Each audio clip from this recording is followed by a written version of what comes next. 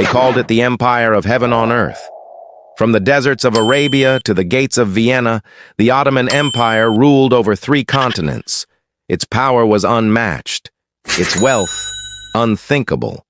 But behind the golden domes of Istanbul and the call to prayer that echoed through its vast lands lay a world most never saw. A world of whispers, of silk curtains hiding screams, of queens without crowns, and of a sultan whose heart would bring both glory and ruin. This is the story they never told you about the Ottoman Empire. The story of love, betrayal, and death inside the empire's most forbidden place, the Sultan's harem. The year was 1520. The Ottoman throne passed to a young man named Suleiman.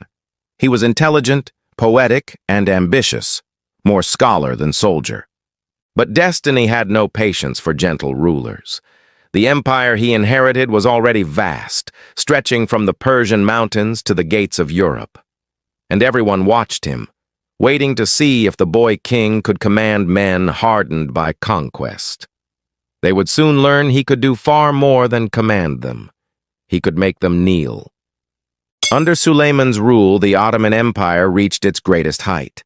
He built mosques that touched the sky, led armies that crushed kingdoms, and ruled with justice, at least on the surface. But power always has a price.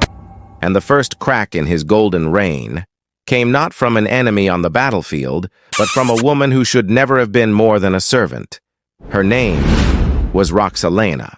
She was taken from her homeland in Ruthenia, captured by Tatar raiders, and sold into slavery. To the world, she was just another concubine brought to the Topkapi Palace, a place where women existed only to please the Sultan, then vanish into silence. But Roxelana was different. Beneath her soft laughter was iron. Beneath her obedience, a mind sharper than any blade. When she first met Suleiman, she did not bow. Not fully, not like the others. She met his eyes, and that was the moment history shifted. He called her Hürrem, the cheerful one. She called him my lion. Together they would turn the heart of an empire into a battlefield. The Ottoman Harem was not a place of luxury. It was a prison of gold. Behind its high walls lived hundreds of women, each dreaming of power, each willing to destroy for a chance to rise. At the top stood the Valid Sultan, the Sultan's mother, and below her, concubines, attendants, slaves. Every smile hid a plot, every gift hid poison. But Roxelana climbed higher than anyone before her. Through charm, intelligence, and something darker, she became Suleiman's favorite, then his confidant, and finally, his wife. A scandal so great it shook the foundations of Islam itself. A sultan marrying a slave? It was unthinkable. Yet he did.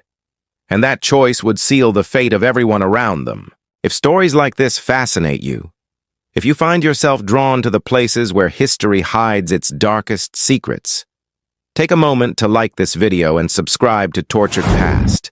It helps us keep uncovering the truths that time tried to bury. Now stay with me, because what happened after Mustafa's death was far worse than anything before it. Before Roxelana, there was another heir, Prince Mustafa, beloved by the people, brave, noble, and strong. He was the son of another woman, the Sultan's first concubine, Mahidevran. The people whispered that Mustafa would one day surpass his father. Even Suleiman's generals adored him, and that terrified Hürrem. She knew the Ottoman custom. When a new sultan took the throne, his brothers were executed. Only one son could rule. So if Mustafa became sultan, her sons would die. And so began one of the darkest conspiracies in Ottoman history. Letters were forged, rumors spread. Hürrem's allies whispered that Mustafa plotted to overthrow his father. They said he was in league with Persia, an unforgivable sin. Suleiman hesitated, torn between love for his son and the poison of doubt. Until one day, the whispers became too loud to ignore. The Sultan summoned Mustafa to his tent during a campaign in Persia. No trial, No hearing, just the cold silence of command. Mustafa entered the tent with pride. He bowed before his father, expecting forgiveness. Instead, the curtains closed. From the shadows came the executioners, the bowstring in their hands. No blade, no blood, only suffocation.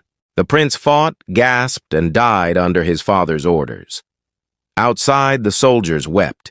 Even the executioners begged for mercy that never came. When the curtain lifted, Suleiman was no longer a man. He was an emperor who had just murdered his own future. With Mustafa gone, Roxelana ruled in silence.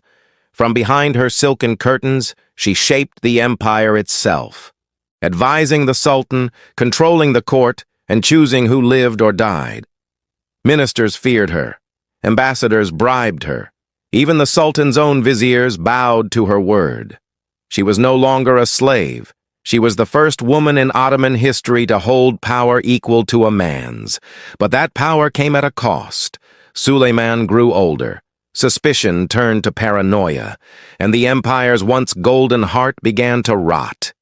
If stories like this fascinate you, if you find yourself drawn to the places where history hides its darkest secrets, take a moment to like this video and subscribe to Tortured Past. It helps us keep uncovering the truths that time tried to bury. Now stay with me. Roxelana's enemies were many. Poisonings became common. The corridors of Topkapi filled with whispers of betrayal and witchcraft. And then one morning she simply vanished. Some say she died peacefully in her chambers. Others believe she was poisoned by her own servants. No one truly knows. Only that Suleiman wept for days and never took another wife. But even in death, Roxelana's shadow lingered. Her son, Selim II, would inherit the throne, a man drunk on wine, pleasure, and greed. The empire would never be the same. After Roxelana and Suleiman, the Ottoman Empire began its slow descent. Corruption replaced discipline. Luxury replaced conquest. The harem became a nest of intrigue, ruled by women and eunuchs while the empire decayed. Foreign ambassadors wrote of endless feasts, drunken rulers, and executions carried out in the name of love. The empire that had once conquered worlds was now devouring itself. In the end, Suleiman the Magnificent, the conqueror of kingdoms, the builder of empires, was buried beside the woman who once knelt before him as a slave. Their tombs stand side by side in Istanbul. Tourists walk past them every day, unaware that within those marble walls lies the story of how love destroyed an empire. Because behind the grand titles and the golden thrones, the Ottoman Empire was not just built on conquest. It was built on silence, sacrifice, and secrets.